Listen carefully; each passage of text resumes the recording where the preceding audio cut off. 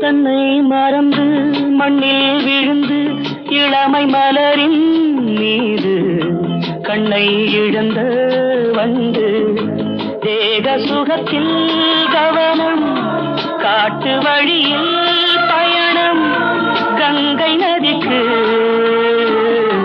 மண்ணில் அணையா இளமையெனும் பூங்காற்று.